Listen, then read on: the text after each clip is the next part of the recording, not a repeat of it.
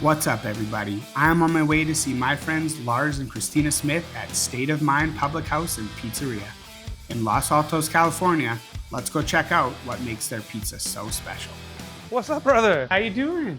Good. It's good to see you. Welcome to State of Mind in the sunny Bay Area. Yeah, it was beautiful. Thanks Thank for you. having me. I'm so excited for you guys to be here and check this all out. This is our baby. This is our first restaurant. All right, let's show me around. Yeah, let's do it. Our main dining room here, and we'll just go through. And so here's the awards that my family makes me put up that I don't want to have up, but it's good. This is really cool. I know this is like little, but this is something that's really important to us when we open this place. Yeah. Is we want to like honor the ingredients we use. We're really into local seasonal ingredients, and so we kind of like have a running list of the vendors we partner with here. It's cool for marketing with our guests, but it's also really important to me. So.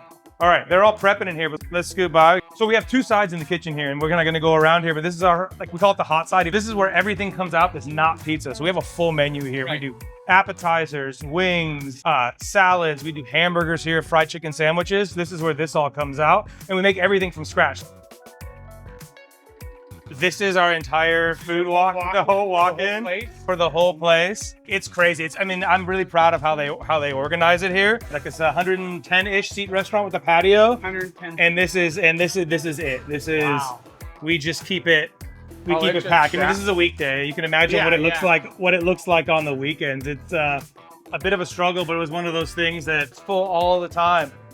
And we're gonna go back into here, do kind of our prep. What is she making? Oh, those are jalapeno balls. That's our. Nice. They're almost world famous. They aspire to be world famous. They're not yet. This is like man cave on steroids. If you check out in here, this is what 30 beers on tap looks like. We have 5 taps that are happy hour beers, and the other 25 taps rotate, so it doesn't buy more than one. But you try something you've never had before from a local independent brewery. It's a lot of work, but it's really fun. It's kind of we become a beer, craft beer destination here, which has been really cool. This is the whole prep area for this restaurant. So you'll see these guys prep out front here. We did the whole loop of the kitchen. We're going to the pizza area here. And as you can see, the pizza area is bigger than the other side, so you know what we specialize in. We have killer electric ovens here. We were early adopters. We adopted electric ovens like 5 years ago. I have the same oven. We love it. This little guy will pump out almost 400 pizzas on a Friday. I love this oven. This is definitely the heart of the restaurant. We were big on community-oriented, like neighborhood restaurant. And so this horseshoe bar kind of exists, and we made it work for us. Here we want to like support local and independent breweries, food makers, winemakers. So that's something really special that we do here. Let me show you my favorite part of the restaurant. My brother and I's favorite part of the restaurant, right? We grew up in the 80s and 90s. We were big video game and arcade guys, and that kind of stuff has been gone now. So we really wanted to create some nostalgia. So when we were building this place, we started collecting our own video games, all 80s and 90s, and this is what we have now. So check it out. Like we got our Buck Hunter, Mortal Kombat, NFL Blitz. This is the stuff that my brother and I would just go pump quarters into when we were kids. And there was a lot of those places around here that did like pizza, burgers, and beer. My dad loved it. We love playing video games. And there's this total like nostalgia and community. And there's nothing like the end of a long day at work, blowing off some steam and playing some pinball with your brother. Come hang out for as long as you want. Sit with people maybe you don't know. Meet people here, get a table. Kids that were like, you know, in diapers are now playing pinball here. It's really cool. So cool. All right, we'll go back into, and this is our communal table. This is actually, I gotta tell you about this. It's not just a table, right? Okay. This is salvaged wood from the University of California, Berkeley Stadium before they remodeled. I went to UC Berkeley. I'm a big football fan. And right before we opened, a furniture maker who had salvaged a bunch of it started selling these tables, and they got on ESPN. It was a big deal. And my wife and I both got on separate phones and call, and reserved the table and picked it up. And it was like maybe a month before we opened. We were trying to figure out, and I was like, boom. And it's been great because the arcade, this is the only table that we reserve in the restaurant, so you can kind of get like an arcade party in here. It's pretty cool. I'm a nostalgic guy. I like old things, and like there's so many LED neons at all of our restaurants. If you look around, we have hand-bent real neon that was created here in the East Bay by a friend of a friend. And I think it's cool. Christina and I met working in a pizzeria in 2004, four, so somewhere around then. But we met and really fell in love working in a pizzeria. Working with family and my wife is the best thing in the world, because like, sure, you drive each other crazy, right? Sure, you know how to get at each other, but like at the end of the day, I know she has my back. That's the best part. You 100% trust them. I think that's the best. That is huge. Yeah. Hey, you want to go make a pizza with me? Yeah, let's do it.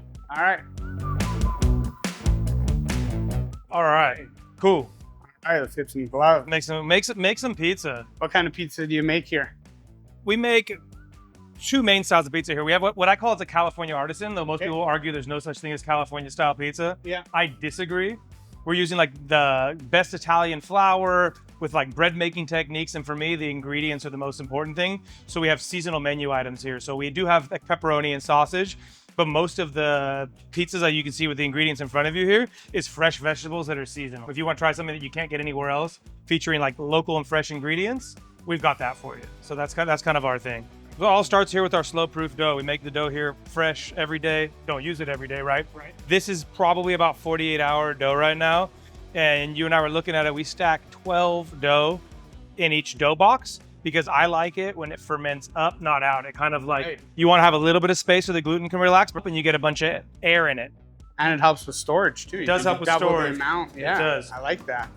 And so I'm very careful about cutting it out because we sit there and fermented a dough ball for 48 hours and invested a lot of time, and it's a nice circle. As if you kind of hack it when you're pulling it out, you ruin all the structure. We use fine semolina here because I feel that it sticks way less. We stretch the dough here and try to keep a little bit in the crust because I'm thinking, we spent this time on this beautiful fermented dough with this lovely Italian 0 flour. I want to see the crust a little bit, right? It's a little bit of a flex, but I think it also makes like a more interesting eating experience, and it's light and airy. So we kind of we push it out. It was a little bit Neapolitan, and then kind of more like a New Yorker. New York style after that. We hand stretch it. One other little tip I got here is it's kind of probably hard to see because I went fast here, but in the whole process, we never touch the center of the dough ball, right? So I push all around it, but then when I pick it up and stretch it, I don't like pizzas that are thin in the middle, right? So that's one way, because if you think about when you're stretching it out, if you have a little extra mass in the middle and you're stretching it, that's where it's coming from. You're not just making the whole thing thinner. So we're gonna use some mozzarella here. And one other interesting thing we do is we put sauce on top here. When I started in the pizza industry, a place I worked at, they use sauce on top too. And it was something that we didn't do immediately here, but I was having issues with like gum line and the pizza's not like just being exactly how I was used to them. Like they were good pizzas, but not exactly how I liked them. And I realized that maybe trying to copy the place that I learned how to make pizza at wasn't really a bad thing. It's kind of a throwback to them. And one of the coolest things I like about putting the sauce on top is I feel like the sauce really shines because you get a bite of cheese, a bite of sauce, and it also, you're not putting something wet right on top of the dough. So I know it's boring, but I'm gonna throw a cheese pizza in. All right, we're gonna put it in our electric oven here. We cook this as a 0 unmalted flour. We cook hot here. We cook like 630, 640 degrees for like 3.5 minutes. I think when you look at a State of Mind pizza, you can tell that it's a State of Mind pizza. Yeah, how many locations do you have now? 3 locations. 3 locations, okay. Two are like this, right? Like Public House, and then our Slice House, State of Mind Slice House, is a takeout shop in an old 1960s Taco Bell, and it's New York style, 18 and 20-inch pizzas, big kind of pan Sicilian-like pizzas, big slice case, we do by the slice. Completely different concept, but like with the same principles, nostalgia, good ingredients, seasonal, local, but just kind of a different experience. You think we can check that out? Let's go check that out next. So why is it called State of Mind? So we planned this for a long time. My brother and I and my dad. My dad was retiring. My brother and I were working in restaurants, but like kind of wanted to open our thing, weren't really sure. And we started having this conversation. And my dad was like, you need a business plan. Well, I'm 3rd generation California. My brother and I are 3rd. My kids are 4th generation California. Yeah. And the state like means so much to us. Like the music, the surfing, outdoors. We knew that we wanted to open a restaurant that was like a celebration of California. Literally couldn't come up with a name. So we were sitting at this beer dinner at this beautiful gastropub in Redwood City, a couple cities over. And I was talking about this California history class I took at UC Berkeley. Yeah. And the whole premise of the class was California is not a place on the map, it's a state of mind. That's the only way. And I'm like, no, I'm not trying to name it. I'm like trying to explain like what can we do with this? And my brother was sitting there and we're a couple beers in. He goes, that's it. And my dad and I like, dude, what's it? Like, what do you, hey, you gotta be a little more clear here, Andrew. And I had just kind of shared that we were spitballing and he was like, that's it. State of mind. And I was like, oh my God. And that was like, literally, that was it. From there on out, that was like, it happened. Yeah, immediately it was state of mind. That cooks so fast. That looks beautiful. 630 degrees. We get some leoparding on it, but it's also crispy. I can pick it up.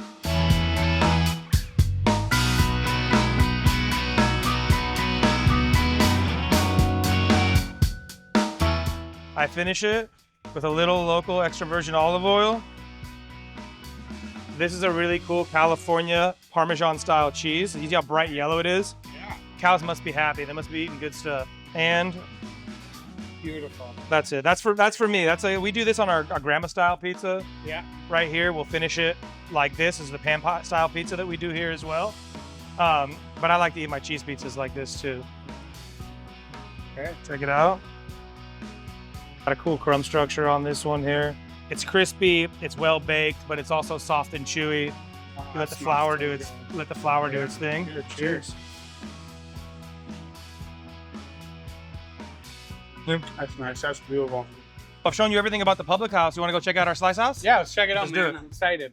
We're on our way to your next spot, hey? Not far. It's kind of cool having like these restaurants so close to each other. One for the convenience of my life. We grew up, like my mom, we're in Los Altos now. My mom grew up here, went to high school here. My grandma's house is a mile away. We're gonna drive right by my parents' house that I grew up in. And this restaurant's in like an old 1960s Taco Bell that we kind of rehabbed. This is home for us. We're not here opening businesses because we're checking the zip code and the, you know, what people are making or their education. This is just home. We just want to do it for our community. My kids are growing up in this community, and just trying to bring some stuff that we like and hope other people like it too. What kind of sacrifices have you had to make having so many locations and being an entrepreneur and opening your own business? It's tough. You know, I had a pretty good corporate pizza job with, you know, good hours, but I wasn't working for myself and had limited creativity. It was a wonderful job. Could have worked there until I retired, but I just had the itch to do something myself and cook more. We can have more creative freedom over the menu and that kind of stuff. But we started doing it when my kids were really little, and that was, I mean, more sacrifice than I could even talk about, you know, as I was not there. You know, I get to take a couple hours off to go to their birthday party. I was working 6 or 7 days a week, nights, weekends, which I still do nights and weekends, but I'm trying to find a better balance. But like not being able to be home for the holidays because something happens, or you know, it's your kid's birthday and somebody calls out, it's tough. You got to be there. And if you're not there, like I guess you don't have to be there, but what kind of business are you running, you know? And our staff knows that my brother and I and Christina, my wife, that for the most part we'll drop everything for the business, you know, which is, I don't know if that's good or bad, but like it means a lot to us. And I think that's why we have staff that's been with us since we've opened. So was there anyone that helped you through the process of opening your own restaurant? Have you had any mentors? I'm so lucky. I think that like I've had a lot of mentors, and that like I decided to open my own place when the pizza industry was changing and not like it used to be really guarded and everybody had their secret recipes and didn't want to help anybody. When I opened my own place, there were so many people looking to help and so much free information. And so like Leah Skirdo and Tim Silva are two of my biggest mentors, and they were when I worked at Pizza My Heart with them.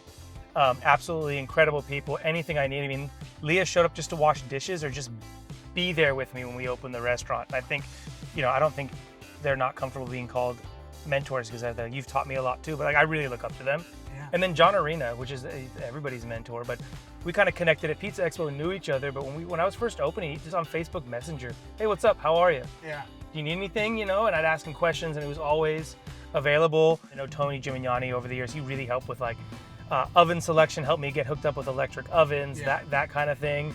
And then really like Pizza Expo and Pizza Today is not a person, but that's a mentor. Just the amount of resources and going to Expo and seeing what everybody's doing. And I was the guy that was like, I'd never walk the floor. I'd just sit in the competition. I was a competition junkie. I wanted to see what everybody was cooking and what style and what looked like this, and learning so much from that. And I think that that's like, yeah, you go there to win or whatever, but for me, I go there to learn and see what new ideas I can get. More recent mentor is Massimiliano from the ASR Pizza Lab and teaching me Roman style, and the amount I've learned from him in the last 3 or 4 years with dough making and fermentation has just blown my mind and taken my pizza making to a completely new level. So what do you think changed? And then before you said everyone was guarded in the industry, they wouldn't say what, you know, ingredients they were using and stuff. What made that change? What changed? Tony Gimignani and John Arena decided that there's a better or a different way to do things. And I think that they have been in it since then. And again, I've been in the industry for 22 years. I saw that side, but when they really got hooked in with Pizza Today and doing these seminars, classes, and they both decided, whether together, consciously, I don't know, we'd have to ask them, but to make a change and that we were going to be collaborative, share information, lift the entire industry up, that like overnight change. You saw the competition scene change. You see, I don't need, like John is the one that is really good at this. Is like, I'll give you my recipe. You can't make my pizza, and that's like, that is like a total flex. Yeah. But it's true. Like, I'm not gonna make John's pizza with his recipe. I'm gonna make my pizza. You know? Yeah, a beautiful neighborhood here. Quarter-mile that way is where my parents live. In this neighborhood, grew up right here. That's so cool. So this is El Camino. This is like big street. When we were kids, we lived over there, then we moved over here, and that was kind of the deal. So we could skateboard and rollerblade and do whatever we wanted. Yeah. We couldn't cross El Camino. So there's Taco Bell. Okay. Jack in the Box is across the street, and we used to sneak over there. Don't tell my parents. But you can see there's an old 60s. It's an old 60s Taco Bell right here. Check it out. So we redid it. Our guy who did our logo hand painted that. My brother and I mounted it up there. Oh, that looks so good. That's man. pretty cool. That Check awesome. it out inside. Yeah, let's check it out.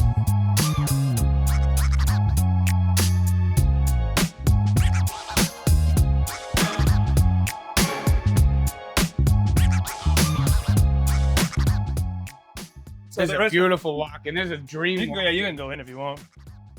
It's twice the size. You still do 12 per? No, watch this. These are 24-ounce snowballs and 8. So it's 3 on the outside, 2 in the middle. But it's like, if you look at the pattern, yeah, it's still right because it can expand. It's gonna touch pretty soon, and it's gonna go up. Yeah. But also the way that it's 3, 2, 3, they're always gonna stay circular. These are our pan pizzas. They're kind of like a Sicilian, but they're thinner. We par bake them, but they're like really nice and airy, and then get crispy. They're totally popular. We do like 10 or 15 a day just because of the process, like a 5-hour proofing process. Right. And then I didn't show you at the other restaurant. We do a pretty cool gluten-free pizza too. Gluten-free, okay. It's 100% hydration. 100% hydration. 100% hydration. Okay. So like you can't create gluten, so you might as well like get the air and all that. And so these have been really popular. And what you see a lot of people cooking on like parchment or aluminum foil, we chose to cook them in a pan, so they never touch anywhere that gluten went. This is a dream walk-in, man.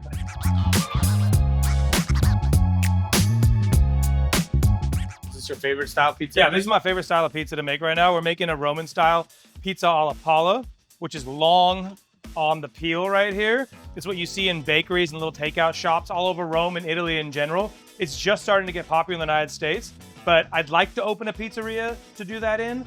But right now we just do it for fun here at the Slice Shop and just to keep me entertained for the most part. All right, so we have a semolina flour that goes on here.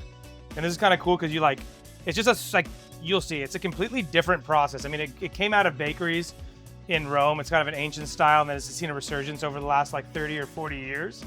But I love it because it's just so much different than any style of pizza. You know, normally it's kind of like whatever you're like Neapolitan, New York, it's kind of the same steps. And here, like the fermenting process, the mixing process, even like you'll see, even taking it out of the dough tray. Like, when was the last time you saw somebody flip a dough tray to make a Neapolitan pizza? Yeah. It doesn't really happen.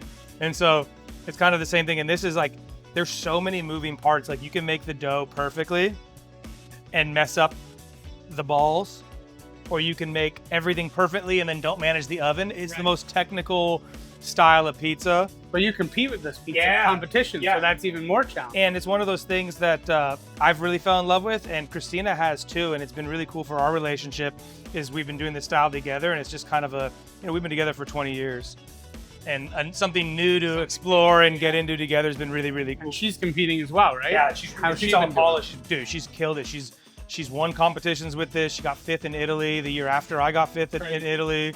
I came 1st and she came 2nd in Atlantic City last year. That was fun. Yeah. We're gonna stretch it out here, and this is kind of, you stretch it out by dimpling it and pushing it instead of like hand manipulating it. There's so many different styles and techniques you can use, hey? Yeah, and like when I was mentioned to you earlier, talking about mentors with Massimiliano and Rob, who taught me this style, is that this is just so fun because it's so technical, and it's such a different process, and like it's known for having crazy toppings and stuff like that, and so you can kind of do whatever you want with it, which I like absolutely love. This one is 85% hydration. 85%. Yeah, and so I mean, look though, it's not soup. Yeah, it's 85% hydration. Get all the flour off. I told you earlier I don't like extra flour. And you'll see lots of different styles of this. Like This is going to be a little bit thicker one. The dough's a little tight right now. But like you'll see other ones that are actually like a full meter long. You'll see ones that are really thick and airy. You'll see some that are super thin and crispy. And I love that it's just like, it's what you want. It's whatever you want it to be. All right, let's get this in.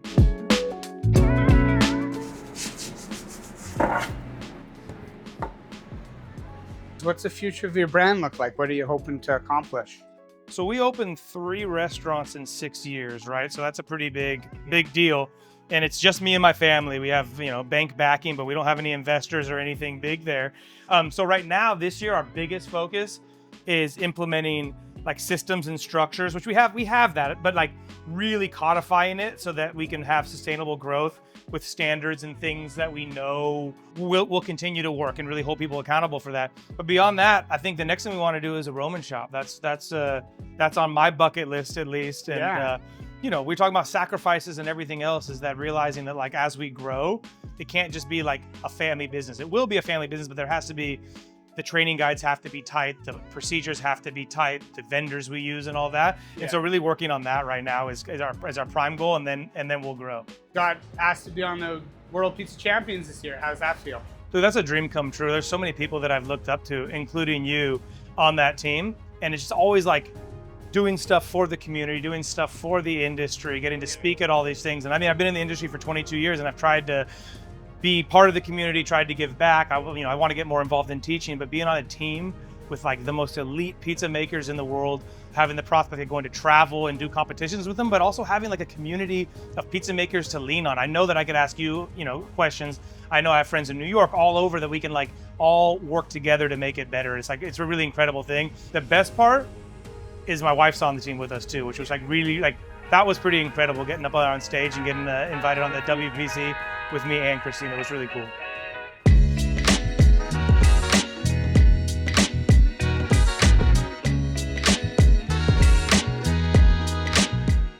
Well, this one's almost ready, and I'm gonna pull this one out.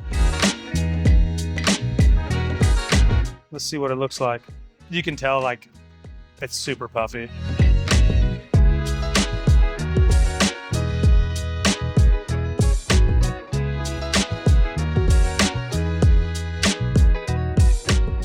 Oh, it just falls into those grooves. I know, it's beautiful. Hey? Delicious. If you let it bake a little bit longer, it like sets the structure.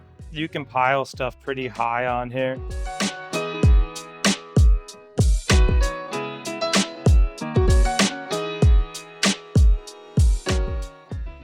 I just want you to cut it up, and I want you to try it. Why don't you tell me about these scissors you're using? Why are you using scissors? They help with the structure. So like you don't do as much damage to the pizza. If you like hack it, we use rollers too, but like you're gonna spend all this time doing this, cut it with a really sharp instrument. Wow, look at that, guys. Look at that.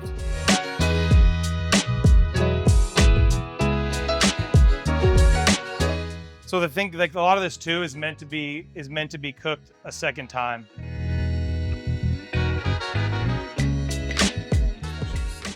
Got all this is like a local French espelette pepper, but it's grown up like right by where Leah is. Yeah. And it's like smoky and a little bit spicy. It goes so good with tomatoes.